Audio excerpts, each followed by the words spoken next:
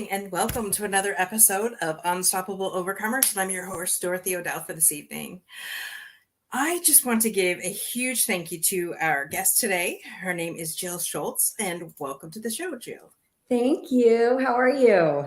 I'm cold here in Windsor, Ontario. What about you? Well, don't laugh, but I'm cold too in San Diego. Lord. It's been raining cats and dogs today. Like they gave out a weather warning, don't leave your house. Like it's been raining. And last week or the week before it was in the high 30s. So I mean it gets cold here too. Yeah. Yeah. Nothing. I know. I'm sure you're like negative 1 million. We were at -7 this morning, and my friend is in Punta Cana or somewhere around there, and he says drinking lattes and getting ready for a morning of cribbage, hoping it's not too hot here. I'm like, dude, at home it's -7, so shut your mouth. Yeah. I know. But enough of that. No complaining about the weather. Right. It is what it is. I'm a Canadian. Not that I had no choice but to be born here. But that doesn't mean I have to stay here forever. I need to convince my husband we need to leave. So with that though, Jill, tell us a little bit about yourself. Okay. Well, I already know I live in San Diego. I am a serial entrepreneur. So I have 4 businesses right now. I have an event business that I've had for 24 years. I'm in the wine industry, which everybody always loves to talk about wine. So I love that. And then I do vacation rentals. And my newest business is around my book that I have just written. So really stepping out and sharing my story with the world so that I can collapse time for other people and let them know that they're not alone. I love that. That's the whole purpose of us starting this this podcast, was because we wanted to make sure that people were never alone when they're going through those moments. So could you share a little bit about your overcoming story? Yes. I always like to start by saying this is a story that people are not talking about.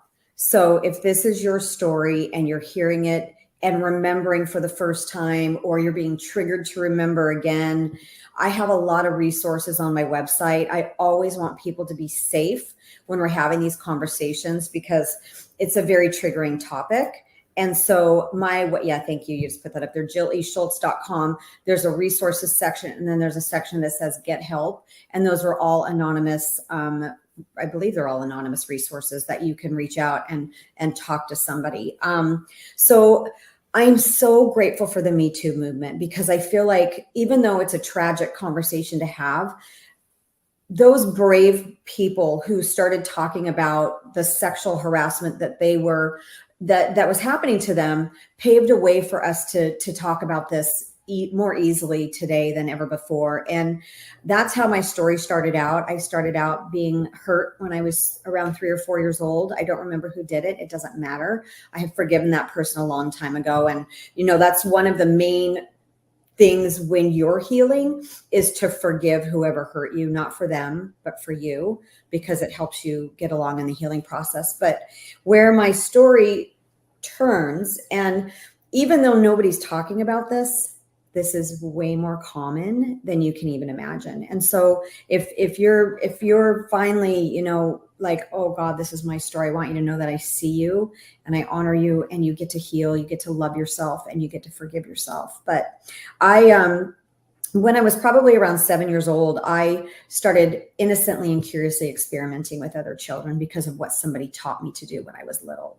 And the debilitating shame that I lived with for 41 years, thinking that I was the only little girl who ever did anything like that, was overwhelming. And so the reason that I'm sharing my story now is because God told me I get to share my story now. Because trust me, this is not something that I would have picked to be like, I'd like to be the poster child for little kids who act out. But I really want people to know that you're not alone. It's quite common. And we get to normalize this conversation so that people really can get deep healing, because there's so much shame attached to this. So, I really, really talk about shame. And, everybody has a secret. And so even if your secret is not around sexual trauma, you get to get that out in the light. You get to heal from it, and you get to live a beautiful life. So that's me in a nutshell. I love how you said, when God tells you to do it, do it. That's exactly how my book was read or wrote, and that's exactly why this was, these shows have gone on. It's funny because I would never have done this. Like, where would I have gotten this idea, right? And so I love that you were willing and obedient to what he had you say. God always wins. So, you can fight and fight and fight and fight. And God and I fight a lot. We literally, we have verbal fights. And, it was just about surrendering and really knowing that whatever gets to get created out of this gets to be beautiful. And it took a couple of years for me to get to that place. But yeah, the longer that you fight it, like I'm telling you right now, God's going to win. So surrender and just release, and beautiful things can happen.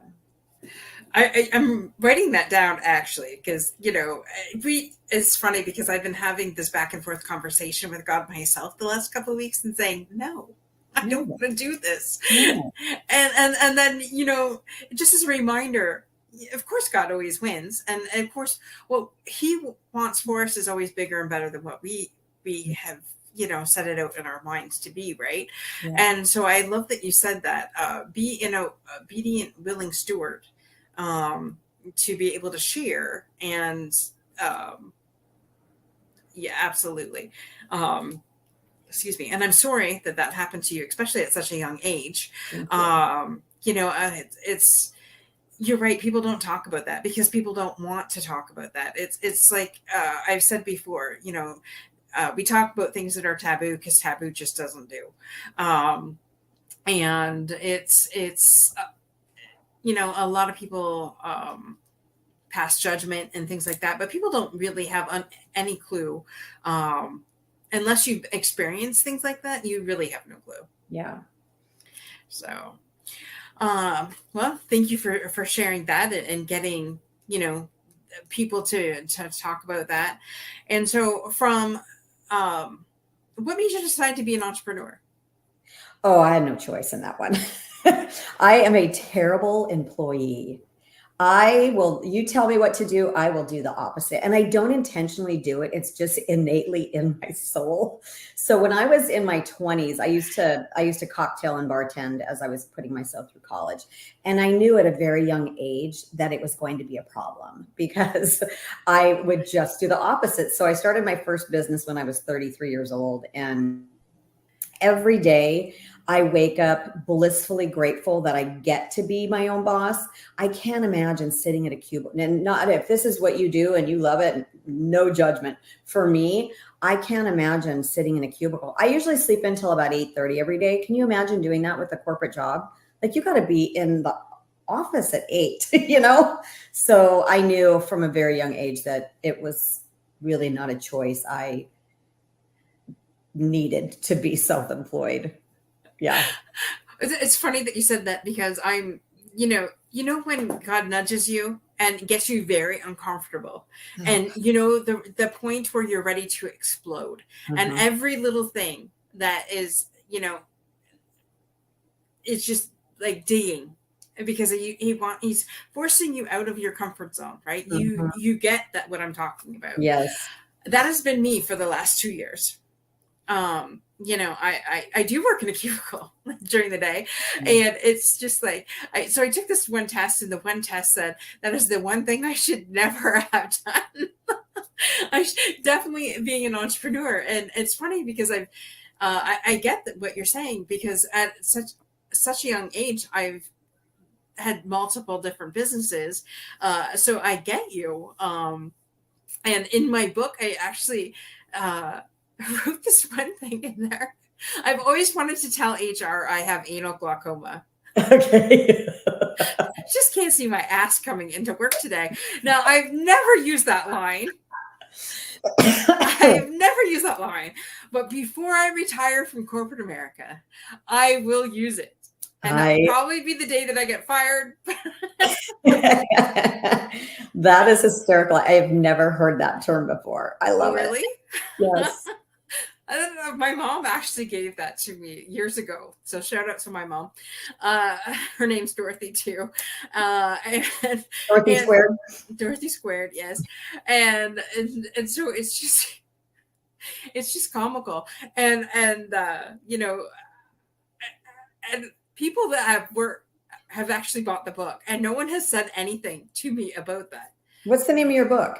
The Overcomer: Facing Challenges with Faith and Courage. Okay, I love it. Yeah, so it's just as I sit here, I'm just like, okay, girl, when are you going to be able to use that? Thank you. Yep. You sparked that back in me, Jill. So thank Okay. you. Life is short, man. And if you're talking about moving and, life is too short to not be happy. So come to San Diego and start your business. Well, that's the thing. Yes. Well, I've started it the last couple of years. We've been slowly starting it, and this is definitely the year of takeoff.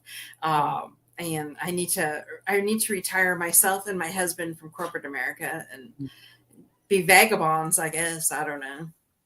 Have a house in San Diego and a house here in Canada. There you go. Yep. Pretty big. Yes. And so you said you have a wine business. Tell us more about that. Yeah. So I work for a French company. We're Franco-Americans. So we have wineries in Burgundy and in California. And there's 25 different beautiful, iconic wineries that I get to represent. And it's open to anybody. So if you want to start a wine business, JillESchultz.com, you can reach out to me. It's just, it's really fun.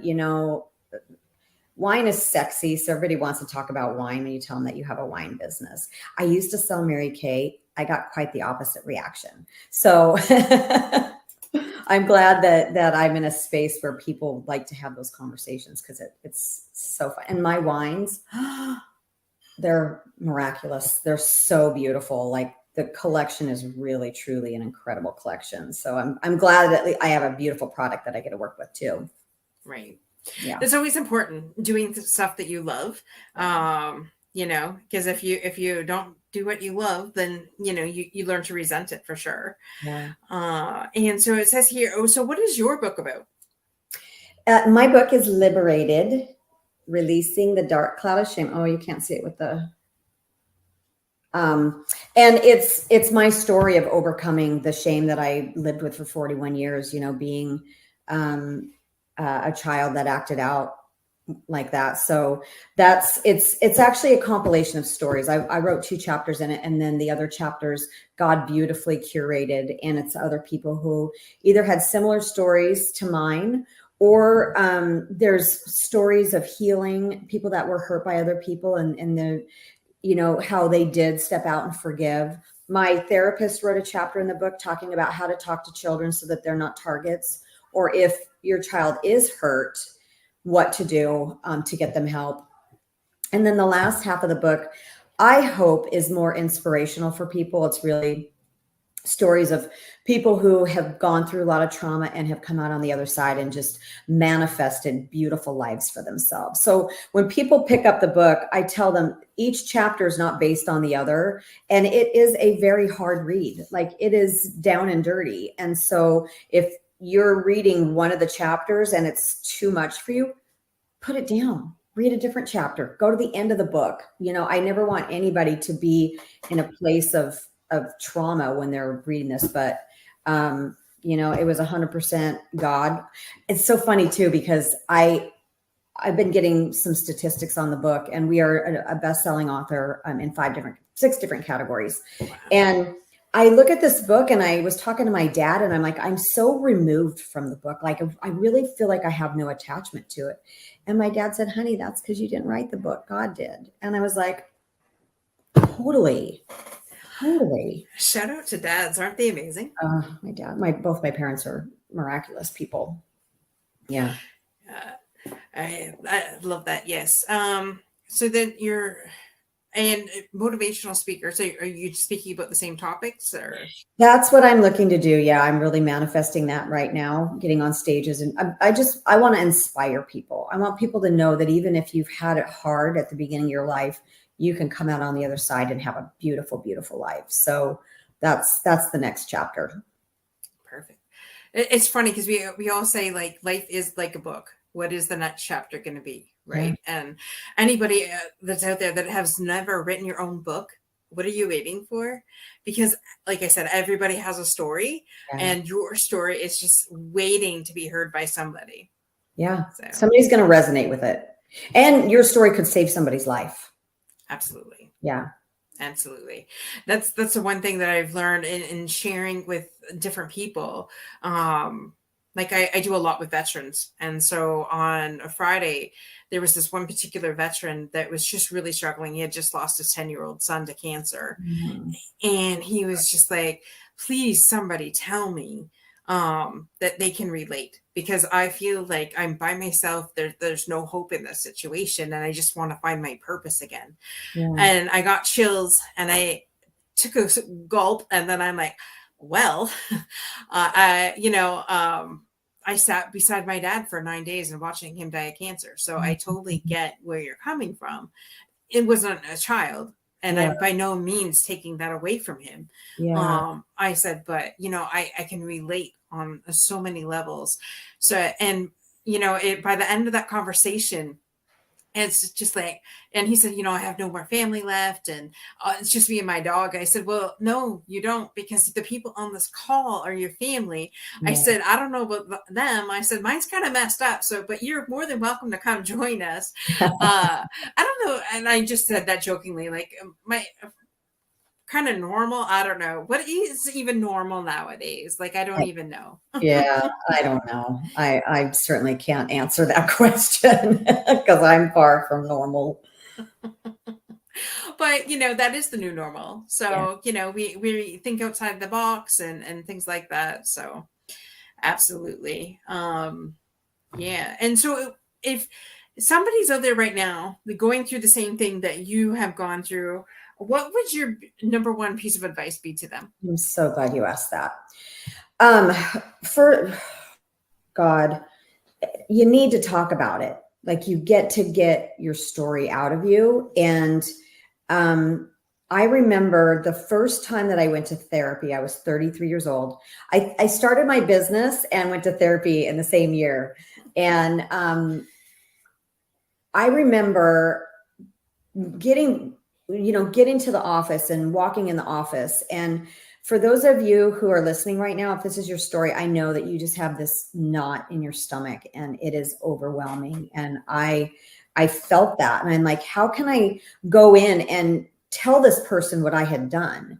Because as a child, I thought of myself as a monster, acting out like that. And I can promise you, and over and over and over again, every time I tell my story now, and I've told my story probably over 200 times in the last year and a half, the level of love and understanding and kindness and compassion that I have on the other side of sharing blows me away.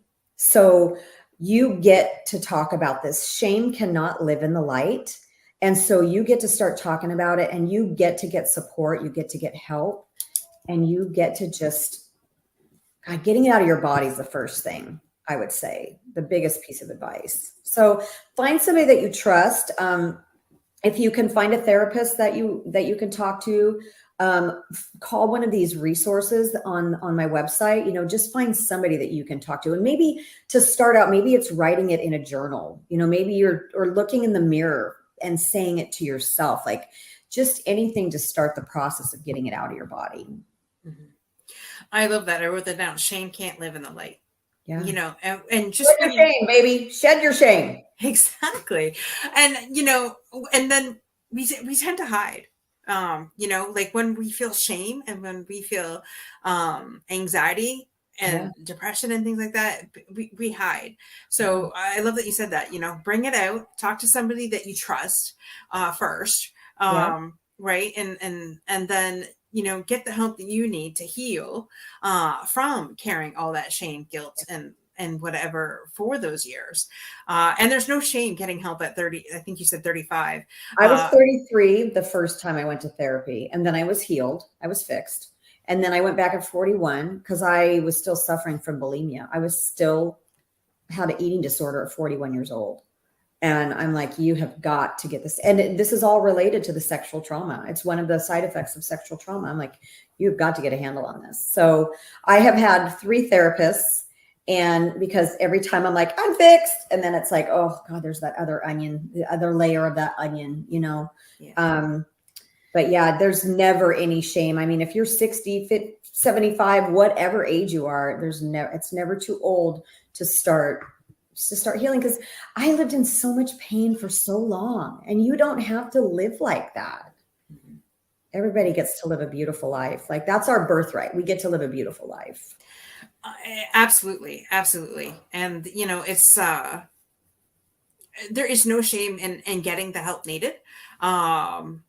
Totally 100%. There's a lot of stigma around that, and I get that, but those people that are casting judgment are the people that really need to find forgiveness in themselves. Yeah. I see that a lot, and I'm like, I just shake my head. I'm just like, you know what?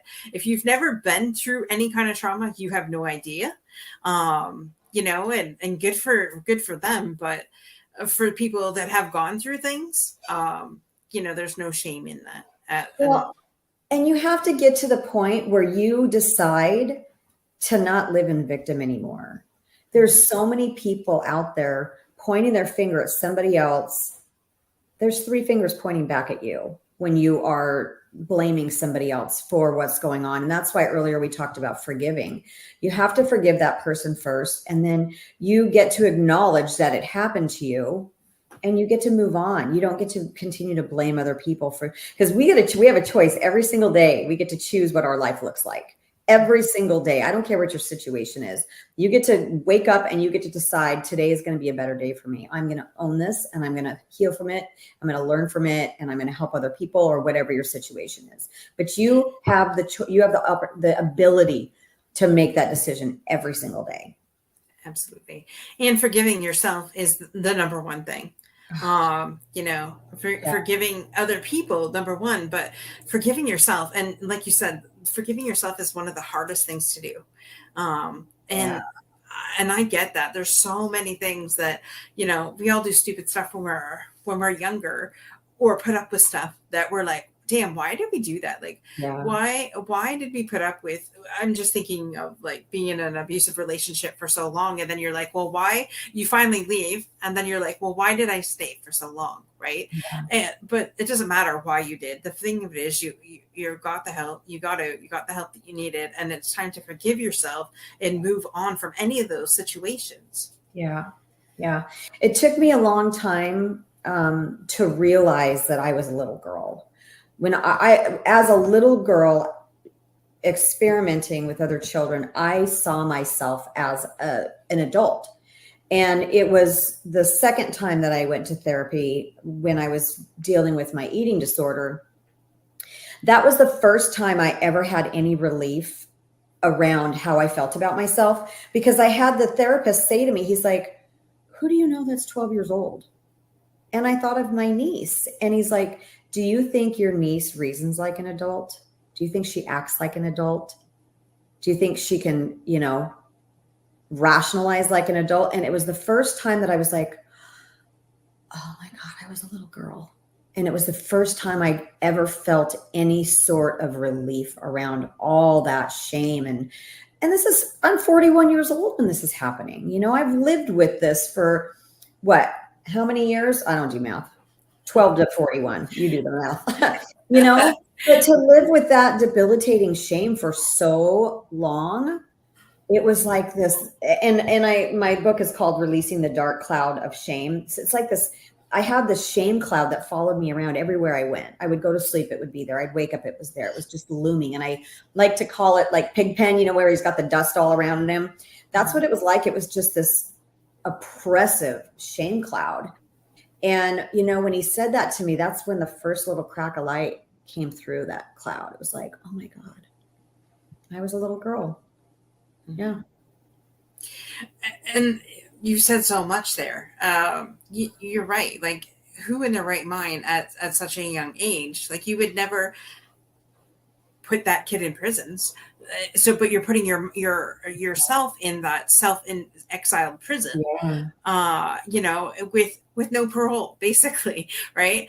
And doing that at such a young age, it's no wonder why, it's decades of that, and then having an eating disorder, because everything is attached, right? If you start off with one thing, and then it's just things compile until you deal with it. And I like what you said, healing is like an onion. I've always said that, one layer at a time. You think you're, like you said, everything's healed, everything's nice, then you get triggered, and it's just like, well, no, I dealt with that. I just dealt with that. Like, why is it coming back? Why? I get you. Trust me. As somebody who has, like, repeatedly, dealt with the same situation, same trauma, same whatever. But once you finally get down to the core root, Well, but that's why it's also important for you to be surrounded by people who, like, I've done a lot of transformational work. I did Landmark Education. If you know what Landmark is, I did this. I did it too. Yeah. You did Landmark? Yeah. I did Heart Core Leadership. I did their PhD program. So, right now, this book coming out, and like, this is hard. Like, God's asking me to do something that nobody else is doing right now. This is hard AF. Sorry. And so I have been blessed that I have a circle of people around me who have done transformational work. So I'm advised from grounded people who are, well, I can't say it any better than that. They're grounded. They've done the work too. And so I'm getting beautiful advice from people who have good advice to give. I'm not getting advice from, a best friend that really hasn't done the work or doesn't understand what support I need right now, So find different communities that you can get surrounded by people who are going to love you like that and support you like that. I believe in paying for coaching all day long. It's really important. If you're trying to get to the next level in any area of your life, you want to surround yourself with people who have done it, and have done it successfully. And so if you have the wherewithal and you have the means, by all means, pay for coaching. Otherwise, get on YouTube. There's so much stuff on YouTube. So much stuff on YouTube. Absolutely. I love what you said. Community is everything. And before I got on here with you, I was just talking to somebody about, having a tribe of people around you. I call them my tribe. There's 7 of us that, we are there for each other no matter what. We are all in it to win it, and we're all in it to, get past the hurdles that are before us. And, we've all dealt with different things in life, different traumas or different tribulations, let's say. And, if one person doesn't know, somebody will. And if not, then we'll get help outside of the group. But, having that support system is necessary. Somebody that is, like you said, that is not going to take information and run and things like that, but somebody who has been through, like you said, been through different things and been through the training to help get you through what you're going through. Yeah. And I feel like I don't want to step on any toes here, but I feel like today there are so many other modalities for healing than what was available for me when I was younger. And I still have a therapist that I see every now and then. I don't see her as much. And I believe that there's a place for traditional therapy. But I also think some of these immersive leadership programs or intense, like, transformational work can help you get healing way more quickly than doing therapy for 15 years. Or, like, there's different types of hypnotherapy now. There's tapping. There's so many different ways that you can get into those memories and release them than was available to me before, Exactly. And I don't know about you, but for instance, like, back when I was younger, I was bullied a lot in school, and I never shared that with my parents. Mhm. When you were going through your trauma, did you share that with any, like your parents or anybody like that? I didn't tell my parents until 6 years ago.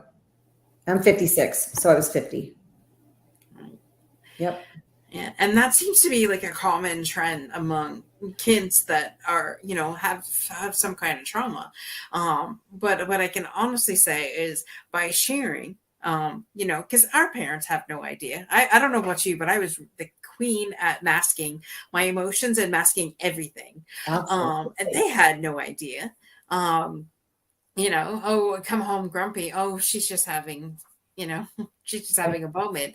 They never thought that my parents were not they didn't deal with that stuff when they were growing up. Well, So why nobody would they knew. even think? Nobody knew. Like there's no training manual at that time for people to understand how to deal with, I don't know what your situation was, but sexual trauma or any of that kind of stuff. Now this is why we're having this conversation, because we get to open the space for this so that, if your child has, sorry, I think I keep freezing. And it's probably this, not a good look.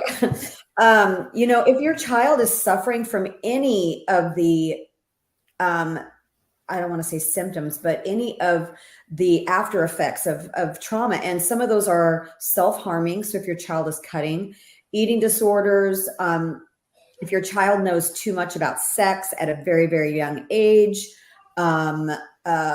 not having good boundaries with other people and other relationships, sexual promiscuity. If your child is experiencing any of these things, these are signs that something may have happened. I'm not saying something did happen. I'm saying these are signs that something may have happened.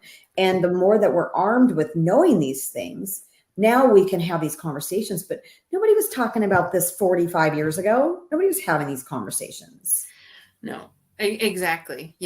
We have evolved definitely since, even we were children. Yeah. And now that these things are coming out, people are more aware. And, now parents can, see the different, how their child acts out and see that by acting out, wait a minute, there might be something going on here. So Yeah. just pay attention to, what your child is doing, saying, acting, speaking, things like that. And having those hard conversations is much needed. I mean, as a parent, I can't imagine, your kid opening up to you and like, what are they like? What do? They have no idea. Now they have this. But the thing of it is, it's okay. You just get your child help. Yeah. There's lots of resources out there. Lots of, like you said, go to Jill's website. She's got resources there. Depending, I am a life coach too, so depending on what the area is, I can get you some help as well, or know people. I do a lot of networking, so if I can't help you, Right. other people can. Yeah. So just go to my website, which is unstoppableovercomers.com, and we'd be glad to help. Just send in a look at the stuff that we have there, and then we would definitely help you for sure. I love my therapist. When he was helping me write the book, the chapter that he wrote, he's like, as parents, we have the birds and the bees conversation one time. How many times did you have to do multiplication problems? How many times did you have to do addition problem? How many times did you have to do that in order to have that be embedded into your body? We can't just have these conversations with our children one time. We have to have them over and over and over again, and have the conversation at the level of advancement your child is at that time. Obviously, you're not going to have a very advanced conversation with your child if he's 2 years old, but we need to be having these conversations on a regular basis in order to protect our children from being targets, having their boundaries, knowing that if somebody tries to touch you there, that's no. And you come to mommy, and it's not stranger danger, because unfortunately I have to be very careful what I say, but a lot of times it isn't a stranger who is hurting your child. A lot of times it is somebody that's very close to you in the family. Statistically, that's just a fact. So to teach your child to say stranger danger does not land because it's not a stranger who's hurting them sometimes. So, that's kind of the hard truth of it. I like that you said that. How many times do we do multiplication at school, but you are, but you only have that conversation once. Yeah. As a matter of fact, I don't even think I've had the sex conversation with my parents. But And I'm 47. It's never too late.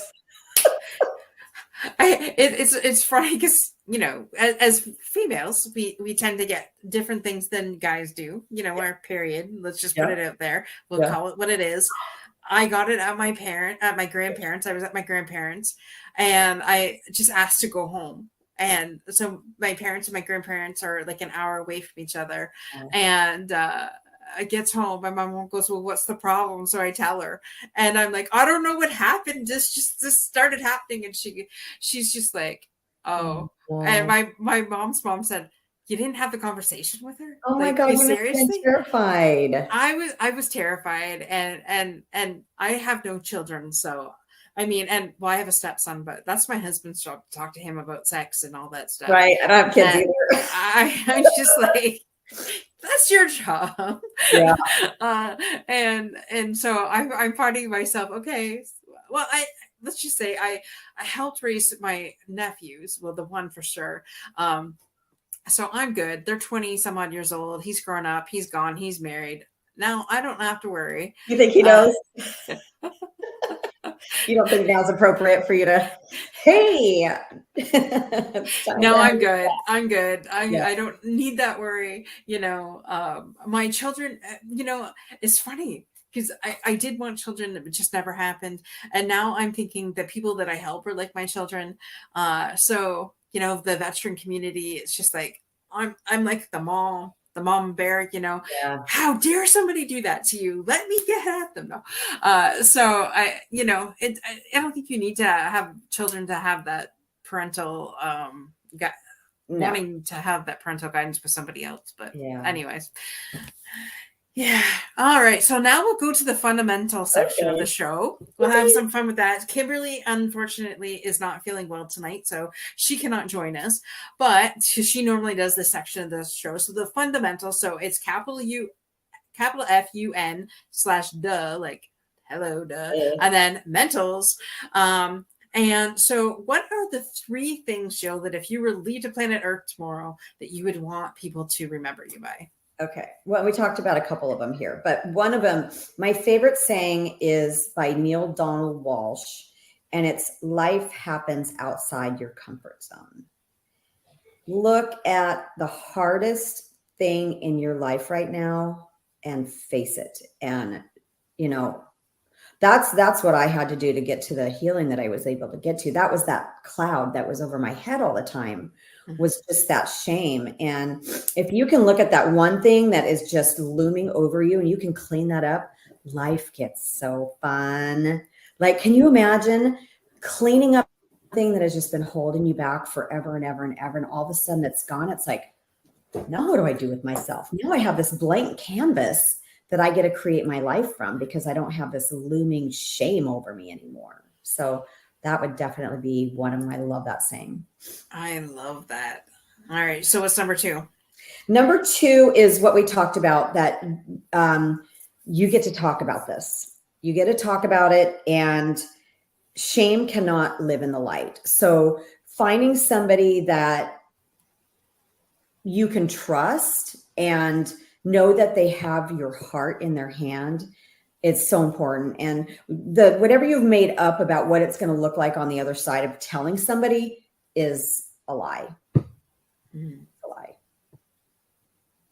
Okay. And number 3, what's your 3rd? Number 3 is just really telling your shame, you don't own me anymore. You get to decide today to get past that. And we already talked about how shame can't live in the light.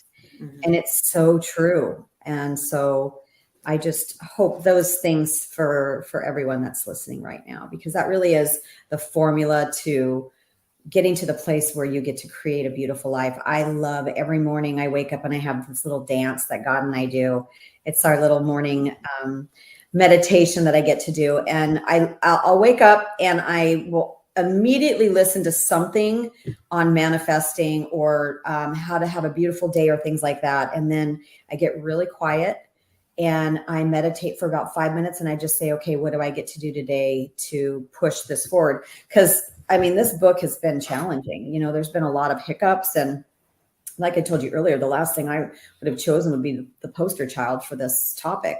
So I just get really quiet and say, what do I get to do today? And then I hear spirit, Holy Spirit, my inner voice, whatever. And then that's the things that I tackle that day. And it could be something really simple. Like one time it was like autograph your books and send them out to the people who contributed, you know. Some days it's that, some days it's work on your keynote. Some days it's, you know, work on your wine business. It's something different every day. And I also like to say, what does the world need from me today that I get to contribute? And wait for that answer too. I always think that's really fun. I love that. What does the world need? For me, You know, and if more people did that, just amazing how much the world would be, right? yeah. Love that. Well, thank you so much, Jill, for sharing your story today. And where can people get a copy of your book? On Amazon and Barnes and Noble, or you can get it right off my website. Jilly Schultz, Buy the Book is there. If you do buy the book, please leave me a review. I would love that. And like I said, if you read something and it's hard, put it down, pick another chapter. I don't want people to be hurt. I want them to be inspired. I want them to know that they're not alone by reading this book. I love that. And thank you so much for joining us here. Thank you so much for those of you that are listening and watching the show. Jill, is there any last words that you want to leave our guests with? Oh gosh. Be brave, be courageous. I love that. Be brave. I absolutely love that. Yeah. All right. Well, thank you so much for joining us today. And I just want to remind everybody that definitely go take a look at our YouTube channel, and we're also on Roku now. So go check. Actually, it's been a year now, so go check us out over there. And we have Operation Hope going on right now, which is helping other people evolve. So that's with the coaching that we do here. So if there's people stuck out there, they have no idea, they're kind of confused and need clarity, getting to their next steps in life, then definitely go to www.unstoppableovercomers.com. And we will get you hooked up with that. And don't forget, guys, same time, same channel